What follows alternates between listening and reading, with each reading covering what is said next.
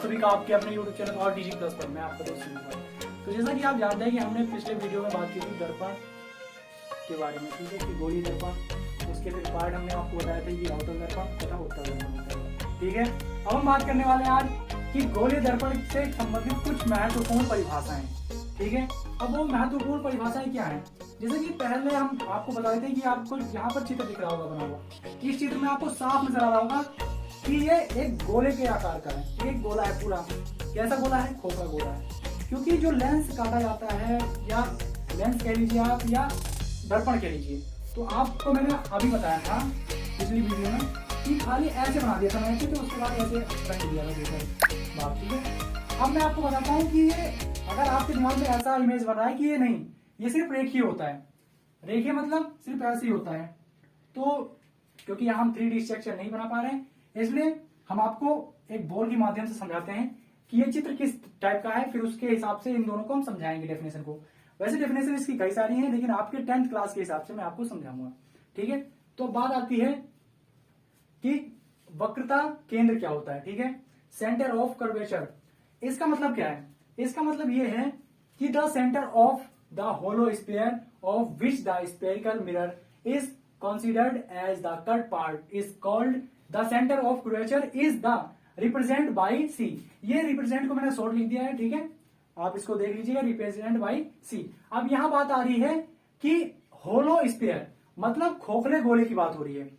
अब यहां पे ये कहना ये चाहता है, हिंदी में आपको बता देता हूं कि गोलीय दर्पण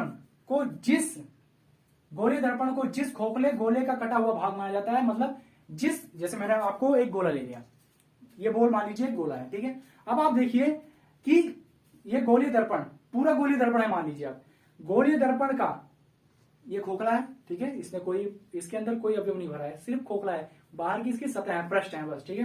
तो ये आपका क्या हो गया कि खोखला हो गया।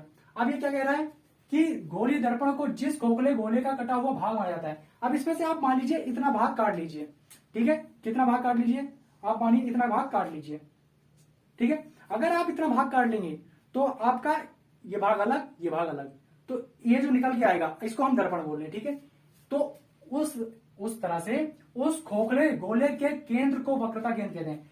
तो हमने ये जो आपको अभी बात बताई कि जब ये हम दर्पण निकाल लेंगे, ये उत्तल हो चाहे अवतल हो, अभी हम उसकी बात नहीं कर रहे हैं, हम खाली बात कर रहे हैं गोलीय दर्पण की, ठीक है, स्फेरिकल मिरर की बात कर रहे हैं। तो अब क्या होगा कि जो हमने दर्पण इसमें से काट के निकाला है, तो आपको पता है कि इस खोखले गोले में से तो निकाला है, तो इसका मतलब यह है कि इसका कोई ना कोई केंद्र होता है जहां से ये आकार लेता है गोलाई का, ठीक है। क्योंकि अगर आप प्रकार रखते हैं, तो प्रकार जब रखते हैं तो किसी स्थान पर रख के फिर आपको खींचना होता है, ठीक है।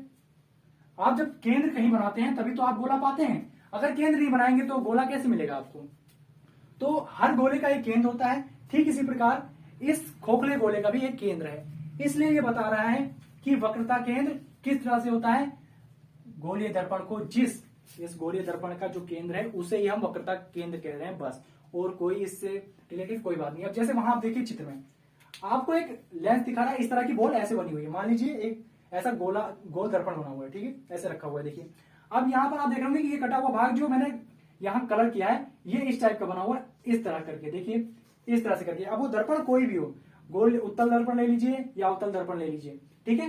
तो आपको दिखाई दे रहा है कि यहां से वहां देखिए कुछ दूरी पर सी बिंदु है, तो सी बिंदु जहां पर आपको दिख रहा है वो इसका सेंटर है, ठीक है, उसे ही कहते हैं वक्रता केंद्र, इसे सी से रिप्रेजेंट करते हैं, ठीक है। ये हो गई बात इसकी।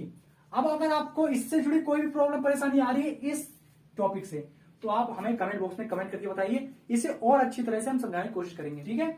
अगर आपको ये समझ नहीं आया तो हम इसको अगली वीडियो बनाकर इसकी डाल देंगे और अच्छी तरह से इसको समझाएंगे, ठीक है, क्योंकि अगर आप हमारा साथ देंगे तो हम आपका साथ देंगे, ठीक है। अब बात आती है रेडियस ऑफ कर्वेचर। अब यहां ये बात क्या कहना चाहता है, अब यहां तो बात हुई वक्रता केंद्र। जब वक्रता केंद्र है, जब आप जानते हैं कि किसी केंद्र को मानकर हमने अगर गोला खींच लिया है, तो अगर वक्रता केंद्र है तो त्रिज्या भी होगी ही होगी। क्यों? क्योंकि केंद्र से ये जो वृत्त की वक्रता है, जो पृष्ठ है, तो इससे केंद्र की दूरी जो होती है वो आरित होती है। बिना त्रिज्या के आप कैसे कोई गोला खींच सकते हैं, समझ रहे ना, कि अगर ये गोला है, ठीक है, तो इसका केंद्र है, तो इससे आप प्रकार, ऐसा तो है नहीं कि आप प्रकार में बिना दूरी लिए ऐसे ही कुछ भी कर दीजिए और बन जाएगा गोला, नहीं। अगर आप त्रिज्या नहीं ले रहे हैं, एक समान नहीं ले रहे हैं, वो कुछ भी लीजिए आप, लेकिन त्रिज्या आपको लेनी पड़ेगी। बस यही बात यहां कहना चाहता है कि आप जिस गोले दर्पण को मान रहे हैं, ठीक है, कटा हुआ भाग मान रहे हैं, उसके वक्रता या जो पृष्ठ है उससे उसके सेंटर, वो आप देख रहे हैं कि गोले, जो मैंने आपको बताया कि खोखला जो दर्पण है उसमें जो ध्रुव है P है, पोल, जिसे पोल कहते हैं, ठीक है। तो आप यहां पर देख पा रहे होंगे कि मैंने अगर गोला बना दिया, इसको एक बार को मान लीजिए, और यहां पर केंद्र है। अब यहां से यहां की दूरी में मान लेता हूं, अभी आपको पता नहीं है, मान लीजिए, और यहां पर मैं एक सेंटर मान लेता हूं, पोल, ध्रुव, ठीक है, पोल। अब ये पोल क्या काम करेगा? पोल ये काम करेगा कि मैंने आपको बताया, एक बार को लेंस ले लेते हैं, कोई भी दर्पण, ठीक है, तो कोई भी दर्पण ले लीजिए आप। अब ये पोल क्या काम करेगा? पोल जो प्रकाश को जैसे ही जाएगा प्रकाश, वो पार नहीं जाने देगा, क्योंकि पृष्ठ परावर्तक है, इसलिए वापस उसी डायरेक्शन में लौट जाएगा, जैसा आया वैसे ही लौट जाएगा, ठीक है। तो इसे कहते हैं कि इसका 90 एंगल पे अपने आप चला गया, ठीक है। तो ये हो गया पोल। अब इससे हम इसके बीच की जो दूरी होती है, सेंटर और पोल के बीच की जो दूरी होती है, उसे ही कहते हैं हम वक्रता त्रिज्या, ठीक है। तो the radius of the sphere of which the spherical mirror is considered as the cut part is called the radius of curvature is it is represented by r, ठीक है। अब यहां कहना क्या चाहता है, यहां यही बात कहना चाहता है जो मैंने आपको समझाया अभी, कि जो रेडियस है, जो आ रहा है रेडियस ऑफ कर्वेचर, तो इसका मतलब क्या है कि जो कटा हुआ भाग है गोले का, तो उसका जो वक्रता त्रिज्या है वो क्या होती है, जो यहाँ पृष्ठ है, आपको दिख रहा है ये पृष्ठ है, ये पूरा पृष्ठ होता है, ठीक है। अब पृष्ठ से जो केंद्र है, इसका केंद्र की दूरी जो है पृष्ठ से, वही कहलाती है वक्रता त्रिज्या, ठीक है। अब इसी को हिंदी में समझ लीजिए। अभी मैंने आपको समझा ही दिया, बाकी आपको मैं एक बार इसमें समझा देता हूं, ठीक है। इंग्लिश में आपको बता दिया, गोलीय दर्पण को जिस गोले का कटा हुआ भाग माना जाता है, उस गोले की त्रिज्या को वक्रता त्रिज्या कहते हैं, इसे आर से प्रदर्शित करते हैं। आप ये कह लीजिए कि ये जो पृष्ठ है, इससे सेंटर की दूरी जो है उसे वक्रता त्रिज्या कहते हैं, या आप ये कह सकते हैं कि जो पोल है और सेंटर के बीच की दूरी है उसे वक्रता त्रिज्या कहते हैं। तो आप कुछ भी कह सकते हैं, जैसे इंग्लिश में यहां भी लिखा है the distance between the centre of curvature and the pole is called the radius of curvature. Between, बीच की बात कर रहा है, तो आप यहां देख रहे होंगे कि बिटवीन, अब बिटवीन किसका मतलब बता रहा है, जैसे सेंटर और पोल के, तो सेंटर और पोल क्या है, मैंने अभी आपको समझा दिया। पोल यहां कोई सेंटर मान लीजिए किसी दर्पण का, वो हो गया पोल, और ये हो गया आपका सेंटर। तो ये किसके मध्य दूरी दर्शा रहा है, सेंटर और पोल के बीच की दूरी दर्शा रहा है, दो के बीच की बात होती है, बिटवीन आ गया, ठीक है। ये हो गया आपका डेफिनेशन। अगर इन दोनों डेफिनेशन में आपको कोई भी प्रॉब्लम या परेशानी आ रही हो तो आप हमारे कमेंट बॉक्स में कमेंट करिए, हम उसको अगली वीडियो में और अच्छी तरह से समझाएंगे, ठीक है। इसे नोट कर लीजिए, फिर हम आगे बढ़ते हैं अपने नेक्स्ट लेक्चर की ओर। सुनिए, इसे नोट कर लीजिए। चलिए फ्रेंड्स, अब हम अगले टॉपिक की ओर बढ़ने से पहले मैं आपको एक बात बता देना चाहता हूं कि टेंशन लेने से कोई मुश्किल आसान नहीं होती और कोशिश करने वालों की कभी हार नहीं होती, ठीक है। हाँ, मुझे पता है कि लाइन मैंने अपना मिक्स कर दिया है, लेकिन जब तक कुछ आप मिलाओगे नहीं, मिक्स नहीं करोगे, आप आगे कैसे पाओगे, ठीक है। तो चलिए अब हम बात करते हैं, अपने टॉपिक की ओर आते हैं। ये आपके लिए 2 लाइन थी, ठीक है। तो हम अपने टॉपिक की ओर आते हैं। अब हमारा अगला टॉपिक है पोल, जो कि मैंने आपको अभी समझाया एक वृत्त लेकर के, ठीक है। वृत्त लेकर के मैंने आपको समझाया कि जो वृत्त का केंद्र होता है, या दर्पण का केंद्र कह लीजिए, यह है केंद्र दर्पण का, और ये हो गया आपका जो पृष्ठ का केंद्र है, ठीक है। उसकी बात, पृष्ठ का जो मुख्य अक्ष एक होती है, मुख्य अक्ष जो प्रिंसिपल एक्सिस कहते हैं जिसे, वो मैं अभी आपको समझाऊंगा आगे। लेकिन मुख्य अक्ष जहां से गुजरता है वहां पर एक पोल बनता है, ध्रुव, ठीक है। इस ध्रुव की क्या खासियत है कि ये कोई भी प्रकाश अगर यहां से पड़ता है इस पे, तो ये वापस उसी डायरेक्शन में लौट जाता है, ठीक है। ये हो गया। अब यहां आपकी बात आती है pole. Pole, the mid point of the surface, middle point, मध्य बिंदु, पृष्ठ का मध्य बिंदु ऑफ अ सर्फिकल मिरर, दर्पण, गोलीय दर्पण का मध्य बिंदु, ठीक है। मध्य बिंदु जो गोलीय दर्पण का होगा इज कॉल्ड द पोल, उसे कहते हैं पोल, ध्रुव कहते हैं, ठीक है। तो ये क्या कहना चाहता है कि गोलीय दर्पण का पृष्ठ सतह का मध्य बिंदु ध्रुव कहलाता है। और इसे पी से रिप्रेजेंट करते हैं, जैसा कि मैंने आपको पीछे बता दिया था, पी से रिप्रेजेंट करते हैं। ये हो गया आपका ये वाला टॉपिक क्लियर। ठीक है, अब हम बात आ जाती है इस पर कि एपर्चर क्या होता है, द्वारक क्या होता है। तो द्वारक का अगर हम बात कर लें तो द्वारक जो होता है, the circle arc of the mirror is called the aperture of that mirror, it is represent by जो हम आप देख रहे होंगे चित्र में भी आपको देख रहा होगा कि जो ऐसे हम यहां से यहां तक का वो ले रहे हैं डिस्टेंस, कुछ भी हम कोई लेंस ले रहे हैं, कुछ भी ले रहे हैं, तो उसमें यहां तक हमने लेंस ले लिया, मान लीजिए वो सॉरी दर्पण की बात हो रही है, तो दर्पण ले लिया। तो ये बात कर रहा है कि किसी दर्पण के वृत्ताकार चाप को उस दर्पण का द्वारक कहते हैं। तो हमने जो यहां तक लिया मिरर या दर्पण, कुछ भी कह लीजिए, ये मिरर जो यहां तक हमने लिया है, अब वो इसका क्या है, द्वारक है। इतना हमारा द्वारक हो गया, बाकी ये तो हमने हटा ही दिया। बस इसको हम वहां सिर्फ लेकर चल रहे हैं। क्यों? क्योंकि मुझे आपको समझाना है गोले की तरह से, गोले की तरह से समझाना है। ठीक है, मुझे आपको इस तरह से समझाने में आपको जल्दी समझ में आएगा, इसलिए मैं इस तरह समझा रहा हूं। बाकी हमें जो लेना है दर्पण, वो तो कॉनकेव और कॉन्वेक्स लेंस के हिसाब से लेना है। ठीक है, तो अभी दर्पण के भाग में नहीं जा रहे हैं, अभी दर्पण के बारे में ही समझा रहा हूं कि उसके संबंधित क्या क्या टॉपिक है। अब ये हो गया आपका। ठीक है, तो हमने जितना भाग लिया था इतना भाग लिया था। अब इसी को ऊपर वाले को एम डैश कह दिया, नीचे वाले को एम कह दिया, या नीचे वाले को एम डैश कह दिए, ऊपर वाले को एम कह दीजिए, वो आपके ऊपर है। ठीक है, आप चित्र बनाएंगे तो आप कैसे कर दीजिए। बाकी चित्र में आप देख होंगे कि जिस तरह बना है उस तरह बना दिया हमने। ठीक है, अब क्या होता है, अब होता यह है कि ये मैंने आपको इंग्लिश में समझा दिया, अब हिंदी में।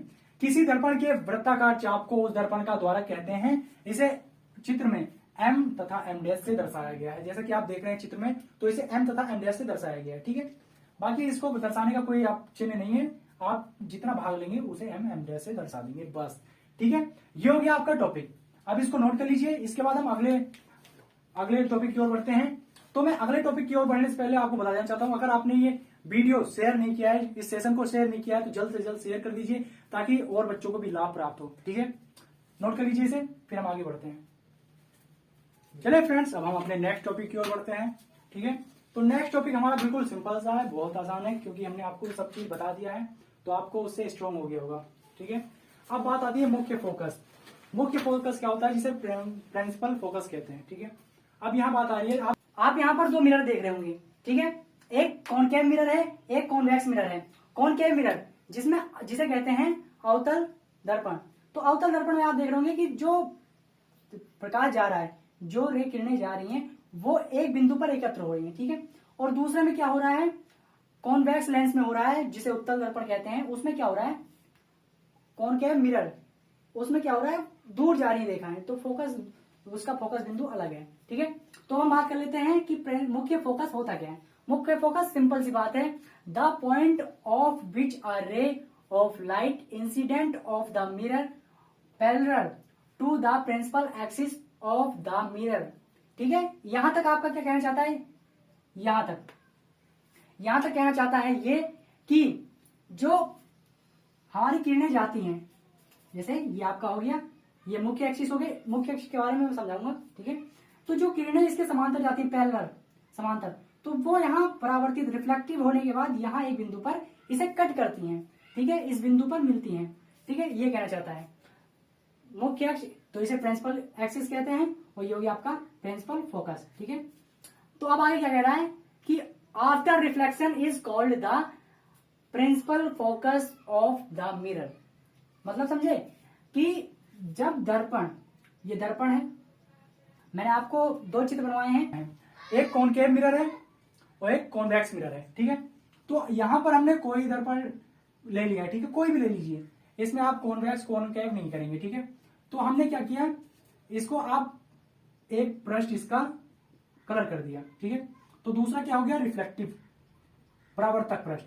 तो ये अब जाएगा यहां पर प्रकाश, तो कॉनकेव लेंस है, तो ये यहां रिफ्लेक्टिव करके यहां पर भेज देगा, सारी किरणों को एक जगह एकत्र करेगा। ठीक है, अब बात आती है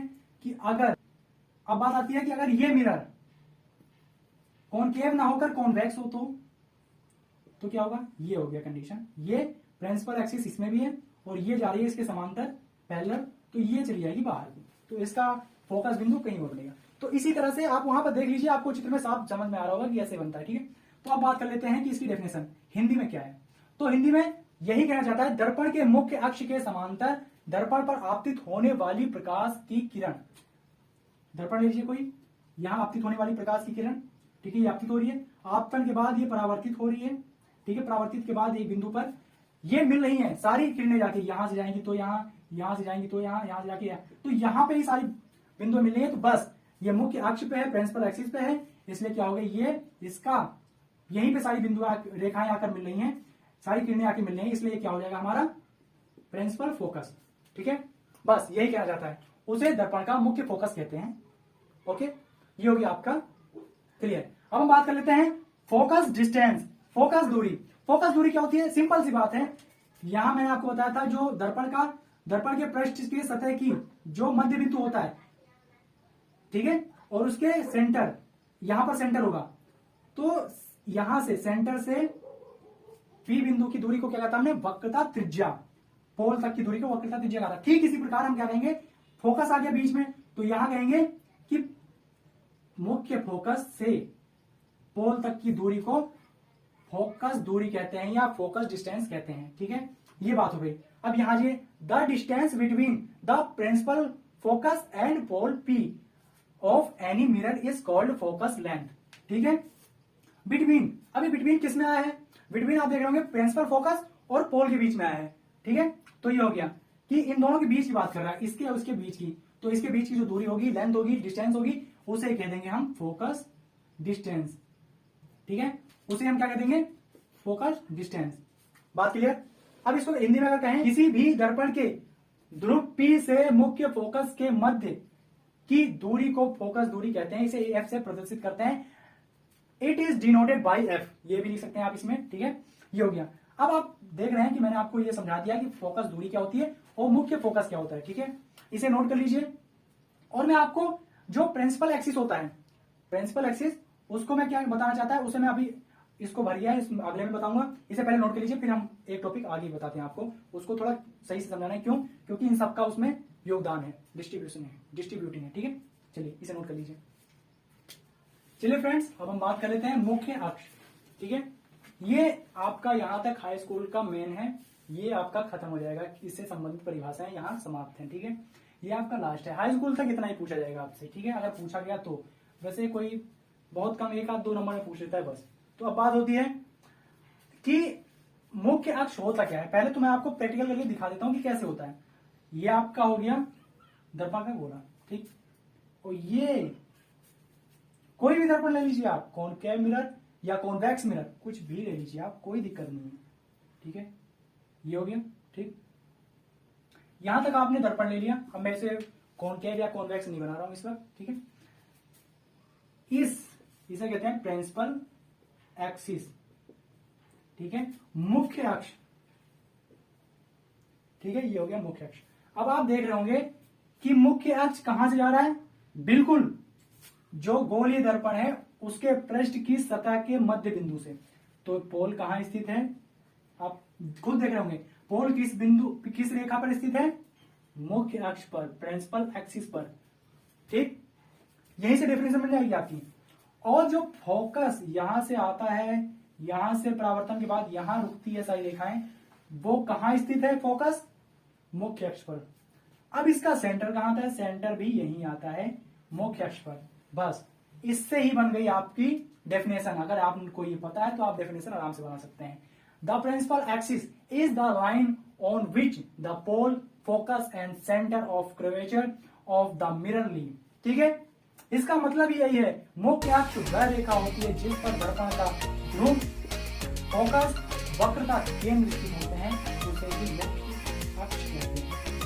ठीक, ये बन गया आपका डेफिनेशन। तो आपको ये, आई होप आपको समझ में आ गया होगा। अगर आपने इस सेशन और इस वीडियो को अभी तक शेयर नहीं किया तो इसे जल्द से जल्द शेयर कर दीजिए। और इस वीडियो को अगर लाइक, शेयर, सब्सक्राइब नहीं किया तो इस वीडियो को लाइक, शेयर जरूर करें और हमारे YouTube channel all teaching plus को सब्सक्राइब कर दें, जिससे हमारे चैनल पर कोई भी ऐसी लेटेस्ट वीडियो पड़े तो आपके पास सबसे पहले नोटिफिकेशन जाए। ठीक है, और हमें भी इससे मोटिवेट होते हैं, हम भी इससे मोटिवेट होते हैं जब आप हमारा साथ देते हैं। तो ठीक है, तो हमारा साथ दीजिए, हम आपके लिए अच्छी से अच्छी वीडियो लाते रहेंगे। ठीक है, तो thanks for watching this video.